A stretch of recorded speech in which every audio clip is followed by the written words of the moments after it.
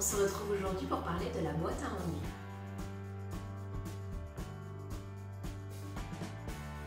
Alors la boîte à ennuis, qu'est-ce que c'est?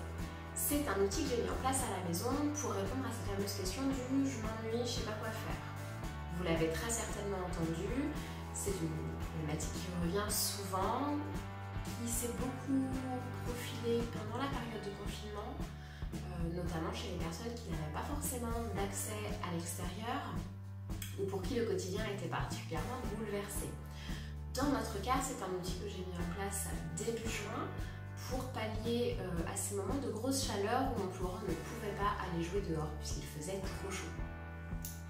Alors, l'idée m'est venue des fameux morning baskets que l'on trouve énormément aux États-Unis chez les familles pratiquant l'instruction en famille. Leur idée, c'est d'avoir une boîte ou un panier dans lequel les parents viennent mettre différentes activités qu'ils n'ont pas forcément le temps d'aborder au quotidien dans l'instruction. Ça peut être par exemple de la géographie, des choses autour de la spiritualité, de l'histoire du pays, voilà, tout est possible. Et moi n'étant pas concernée pour l'instant par l'instruction en famille, je me suis dit que cette fameuse boîte à disposition des enfants pouvait permettre effectivement de s'occuper sans l'adulte. C'est un outil qui ne peut pas être mis en place avec des enfants très jeunes ou qui ne savent pas s'occuper seuls. Voilà, il y aura probablement des choses à mettre en place autrement pour ces enfants-là, mais là on parle bien d'un outil pour les enfants qui sont un peu plus grands et plus autonomes. La problématique de l'ennui chez nous vient à deux moments, je l'ai dit tout à l'heure, quand il fait chaud dehors et que donc on ne peut pas sortir, ou au contraire quand il pleut, ou alors lorsque je vais coucher ma plus jeune. Voilà, elle n'a que 15 mois pour l'instant, elle demande encore à être accompagnée dans le sommeil, donc lors des siestes, il arrive très régulièrement qu'il y ait 20-30 minutes où mon grand doit s'occuper 1. Calmement, 2. Seul, 3. En intérieur, puisque je ne peux pas intervenir en cas d'accident à l'extérieur.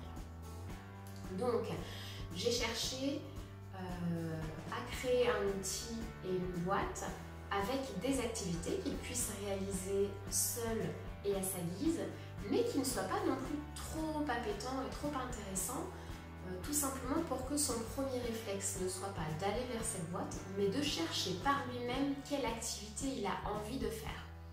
Voilà, on souhaite vraiment développer une autonomie dans cette question de l'ennui. C'est important qu'il s'ennuie parfois pour qu'il puisse développer son imagination, c'est ce que l'on essaye de proposer. Donc dans cette boîte, que nous renouvelons régulièrement, jusque-là, on l'a fait tous les mois. Probablement qu'à l'avenir, on changera les activités que tous les 2 à 3 mois. Nous avons donc mis des activités faciles qu'il sait réaliser seul, qu'il aime réaliser, mais sans que ce soit non plus l'effet waouh d'un jeu tout nouveau ou d'une activité vraiment qu'il adore. Alors, qu'est-ce qu'on a mis dedans en juin et juillet? Alors, ça se présente comme ça. On a notre petit panier et donc dedans, il y a plusieurs activités. On a d'abord des petits livres de lecture. Alors, voilà, cette collection-là de chez Hachette est juste extrêmement bien faite. Nous, on l'adore à la maison.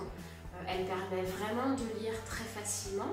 Donc ici, on est sur un niveau qui est un peu inférieur au niveau de notre grand, tout simplement pour que ce soit facile à lire pour lui, qu'il soit en réussite. Voilà, donc avec un thème qu'il aime beaucoup, Paris, et un autre sur l'histoire de Disney. Toujours sur la lecture, il a choisi de lui-même d'ajouter ses petits quotidiens dans cette boîte. Alors le petit quotidien, c'est un journal que vous pouvez recevoir une fois par jour dans votre boîte aux lettres. Voilà, ça se présente sous forme de petits feuillets, c'est très très simple, très illustré, avec des mots difficiles d'expliquer et toujours une petite bande dessinée à la fin. Ça traite de sujets d'actualité, plutôt léger, autour notamment souvent de thèmes animaliers, ou alors avec une intention de sensibilisation à l'environnement et à la vie civique.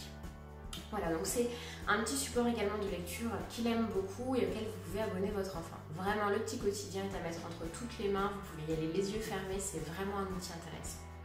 Ensuite, nous avons ce genre de petites choses, donc ce sont des cartes à gratter.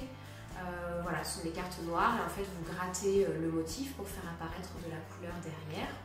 C'est une activité qu'il a énormément demandé pendant des semaines Maintenant que cet effet de nouveauté et waouh est un peu passé, effectivement, il en fait un petit peu de temps en temps. Il peut commencer une carte, la reposer, revenir plus tard. Ça n'est pas salissant, contrairement à de la peinture, par exemple, qui demande un peu plus d'organisation.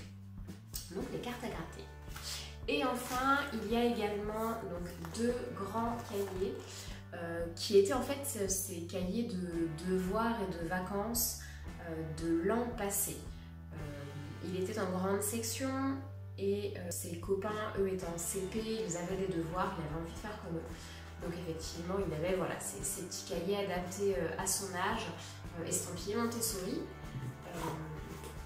Ensuite, il a fait son année de CP, donc comme là, il avait déjà les devoirs de l'école, on n'a pas surchargé avec des pages supplémentaires, même s'il arrivait qu'il les prenne de lui-même.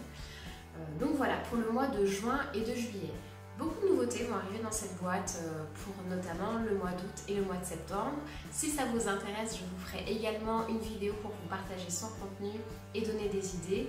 Mais en attendant, n'hésitez pas si vous aussi vous avez des idées de petites activités réalisables facilement et en toute autonomie par nos enfants, à les mettre en commentaire pour les partager un maximum.